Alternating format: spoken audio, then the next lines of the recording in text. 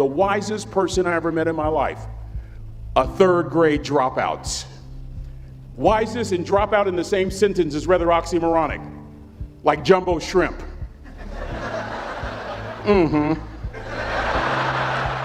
Like fun run, ain't nothing fun about it. Like Microsoft Works, y'all don't hear me. I used to say like country music, but I've lived in Texas so long, I love country music now. I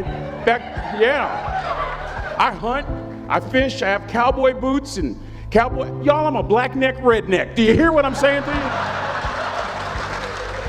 you? No longer oxymoronic for me to say country music.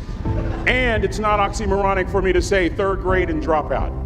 That third grade dropout, the wisest person I ever met in my life, who taught me to combine knowledge and wisdom to make an impact, was my father. A simple cook. Wisest man I ever met in my life. Just a simple cook. Left school in the third grade to help out on the family farm, but just because he left school doesn't mean his education stopped. Mark Twain once said, "I've never allowed my schooling to get in the way of my education." My father taught himself how to read, taught himself how to write, decided in the midst of Jim Crowism, as America was breathing the last gasp of the Civil War, my father decided he was going to stand and be a man. Not a black man, not a brown man, not a white man, but a man.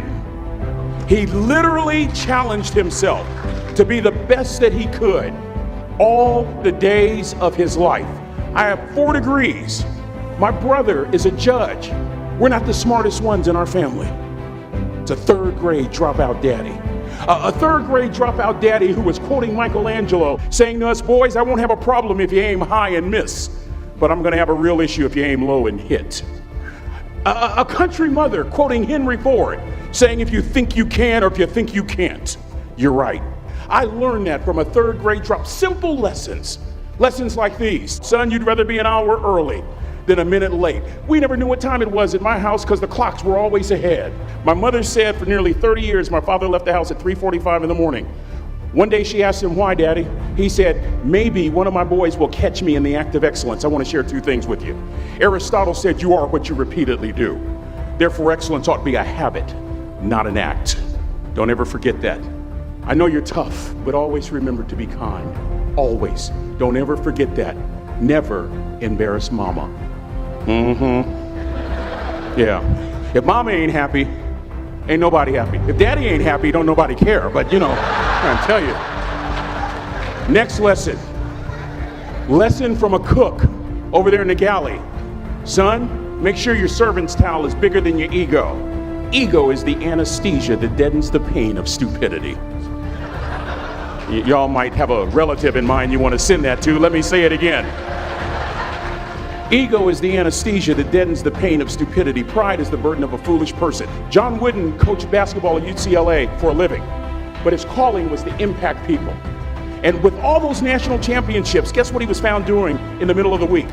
Going into the cupboard, grabbing a broom, and sweeping his own gym floor. You want to make an impact? Find your broom. Every day of your life, you find your broom. You grow your influence that way. That way you're attracting people so that you can impact them. Final lesson. Son, if you're going to do a job, do it right. I've always been told how average I can be. Always been criticized about being average. But I want to tell you something. I stand here before you, before all of these people, not listening to those words, but telling myself every single day to shoot for the stars, to be the best that I can be. Good enough isn't good enough if it can be better, and better isn't good enough if it can be best. Let me close with a very personal story that I think will bring all this into focus. Wisdom will come to you in the unlikeliest of sources, a lot of times through failure. When you hit rock bottom, remember this. While you're struggling, rock bottom can also be a great foundation on which to build and on which to grow. I'm not worried that you'll be successful. I'm worried that you won't fail from time to time. Person that gets up off the canvas and keeps growing, that's the person that will continue to grow their influence. Back in the 70s, to help me make this point, let me introduce you to someone. I met the finest woman I'd ever met in my life. Back in my day, we'd have called her a brick house. This woman was the finest woman I'd ever seen in my life. There's just one little problem. Back then, ladies didn't like big old linemen. The Blind Side hadn't come out yet. They like quarterbacks and running backs. We're at this dance, and I find out her name is Trina Williams from Lompoc, California. And we're all dancing, and we're just excited. And I decide in the middle of dancing with her that I would ask her for her phone number. Trina was the first one. Trina was the only woman in college who gave me her real telephone number. The next day, we walked to Baskin & Robbins ice cream parlor. My friends couldn't believe it. This has been 40 years ago, and my friends still can't believe it.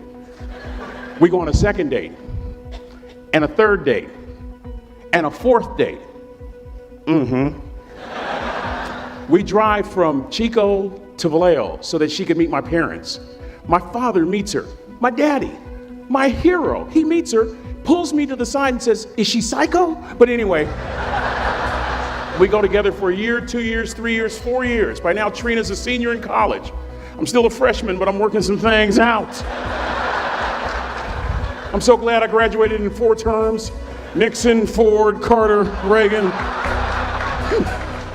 So now it's time to propose. So I talk to her girlfriends, and it's California, it's in the 70s, so it has to be outside. You have to have a candle, and you have to have, some chocolate. And listen, I'm from the hood. I had a bottle of Boone's Farm wine. That's what I had. She said yes. That was the key.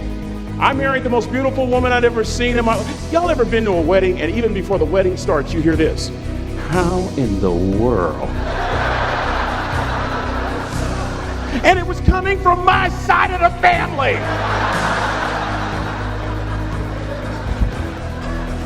We get married, we have a few children, our lives are great. One day, Trina finds a lump in her left breast. Breast cancer. 6 years after that diagnosis, me and my 2 little boys walked up to Mommy's casket. And for 2 years, my heart didn't beat. If it wasn't for my faith in God, I wouldn't be standing here today. If it wasn't for those 2 little boys, there would have been no reason for which to go on. I was completely lost. That was rock bottom. You know what sustained me? The wisdom of a 3rd grade dropout. The wisdom of a simple cook. We're at the casket. I'd never seen my dad cry. But this time I saw my dad cry. That was his daughter. Trina was his daughter, not his daughter-in-law.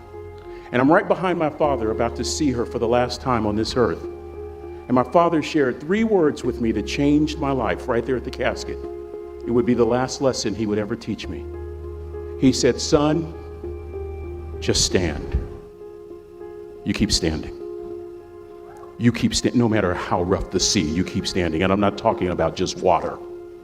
You keep standing. No matter what, you don't give up. And as clearly as I'm talking to you today, these were some of her last words to me. She looked me in the eye and she said, "It doesn't matter to me any longer how long I live. What matters to me most is how I live."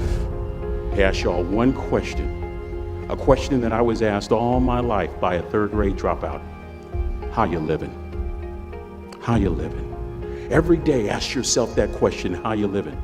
Here's what a cook would suggest you to live this way. That you would not judge, that you would show up early, that you'd be kind, that you'd make sure that that servant's towel is huge and used, that if you're gonna do something, you do it the right way. That cook would tell you this, that it's never wrong to do the right thing, that how you do anything is how you do everything. And in that way, you will grow your influence to make an impact.